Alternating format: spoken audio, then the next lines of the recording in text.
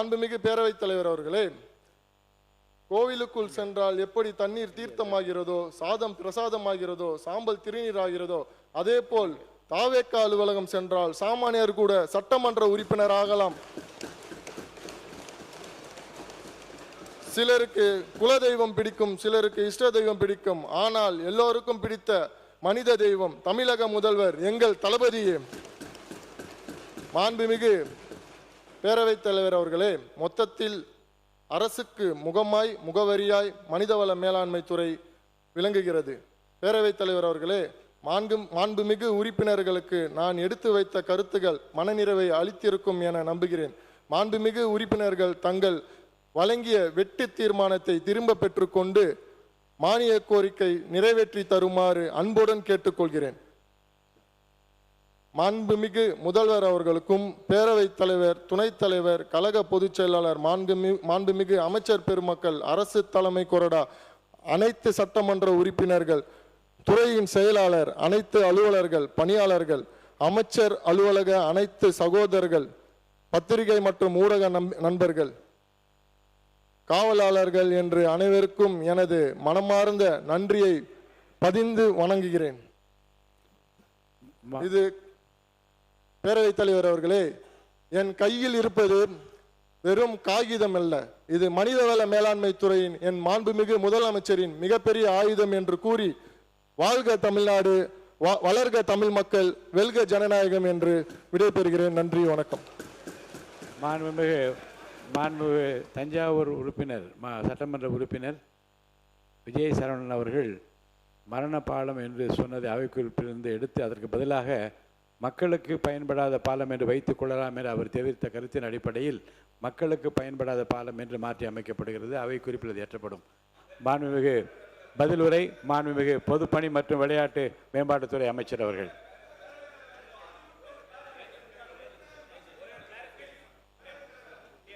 மாண்புமிகு முனைவர் சௌமியா அன்புமணி அவர்கள். மாண்புமிகு பேரவைத் தலைவர் அவர்களே, மனிதவள மேலாண்மைத்துறை அமைச்சர் உங்கள் வாயிலாக அவருக்கு ஒரு சில செய்திகள். டிஎன்பிஎஸ்சி அவருடைய துறையின் கீழ் வருகிறது. அதில் மெம்பர்ஸ் பணியிடங்கள், அந்த மெம்பர்ஸ் காலியாக இருக்கிறது. முதலில் அதை நிரப்ப வேண்டும். அப்படி நிரப்பினால்தான் முதல்ல நமக்கு வந்து இங்கே வேலை, கவர்மெண்ட் மிஷினரி நல்லா வேலை செய்கிறதுக்கு ஆட்கள் கிடைப்பாங்க. ஏன்னா வருஷம் எக்ஸாம் நடத்தணும். கொரோனாவில் எக்ஸாம் நடத்தலை, அதுக்கப்புறம் 2 வருஷத்துக்கு ஒரு வாட்டி எக்ஸாம் நடத்தினாலும் ரிசல்ட் வரல, அதுக்கு 2 வருஷம் ஆகுது. ரிசல்ட் வந்தாலும் கோர்ட்டு கேஸுன்னு அப்படியே யாருக்குமே வேலையே கிடையாது. எந்த ஒரு பணியிடங்கள் பார்த்தாலும் எல்லாருமே வந்து கோர்ட் கேஸில் தான் இருக்கிறாங்க. 10 வருஷமாக எக்ஸாம் எழுதியிருக்கிறாங்க, சர்டிஃபிகேட் வெரிஃபிகேஷன் போயிருக்கிறாங்க, ஆனாலும் அவங்களுக்கு வேலை இல்லை. இந்த விஷயத்தெல்லாம் கொஞ்சம் இந்த குறைகளை கண்டிப்பாக நிவர்த்தி செய்ய வேண்டும். வருஷம் எக்ஸாம் நடத்தி அதில் வந்து ரிசல்ட் வந்து வழக்கு எதுவுமே இல்லாமல் அவர்களுக்கு வேலைவாய்ப்பு வழங்கப்பட வேண்டும். போக்குவரத்து துறையில் இப்போ பார்த்தீங்கன்னா கிட்டத்தட்ட 45%லேருந்து 50% மட்டும்தான் வந்து கவர்மெண்ட் ஸ்டாஃப் இருக்காங்க. மிச்சம் எல்லாமே டெம்பரரி. நம்ம மாநகராட்சி பேருந்தில் பார்த்தாலே ஓட்டுநர், நடத்துனர் எல்லாமே டெம்பரரி ஸ்டாஃப் தான். குரூப் டி, அந்த குரூப் 4, குரூப் 4 அதில் வந்து எல்லாமே ஒப்பந்தம், தற்காலிக டெம்பரரி பணியாளர்கள் தான் இப்போது இருக்கிறாங்க. அந்த முழுவதாக அசிஸ்டண்ட்ன்ற போஸ்டே இல்லை. இதையெல்லாம் நிவர்த்தி செய்ய வேண்டும் என்று அன்போடு கேட்டுக்கொள்கின்றேன். இதே சமயம் வருவாய்த்துறை, நம்மளுடைய அது இல்லை இளைஞர் நலன் மற்றும் பொதுப்பணித்துறை அமைச்சருக்கு ஒரு வேண்டுகோள்.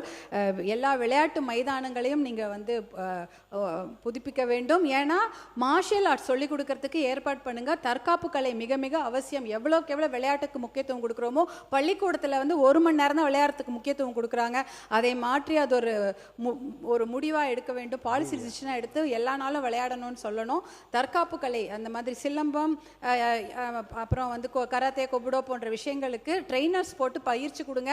அந்த போதை மது பழக்கத்திலேருந்து இளைஞர்கள் அதுலேருந்து வெளில வருவாங்க. டிசிப்ளின் லைஃப் ஸ்டைல், பெண்களுக்கும் அது ஒரு பாதுகாப்பாக அமையும். அதை உங்கள் மூலம் தெரிவித்துக் கொள்கின்றேன். ஒரே ஒரு விஷயம், அதே போல எல்லா இடத்துலையும் மேம்பாலங்கள்லாம் கட்டப்படுகிறது. அப்போ மேம்பாலங்கள்லாம் கட்டப்படுற இடத்துல ஊருங்க வந்து துண்டிச்சிடுறாங்க. துண்டிக்கப்படுகிறது. இந்த பக்கம் ஒரு 10 ஊர் மாட்டிக்குது, அந்த பக்கம் 10 ஊர் மாட்டிக்குது. அவங்களால போய் வர முடியல. அவர்களுக்கு வந்து ஒரு அண்டர் பாஸோ இல்லை மேலே இன்னொரு மேம்பாலம் அந்த மாதிரி ஏதாவது ஒன்று ஏற்பாடு செய்யும்படி கருணையுள்ளத்தோடு அதை பரிசீலிக்கும்படி கேட்டு தலைவர் வாயிலாக கேட்டுக்கொள்கிறேன். நன்றி.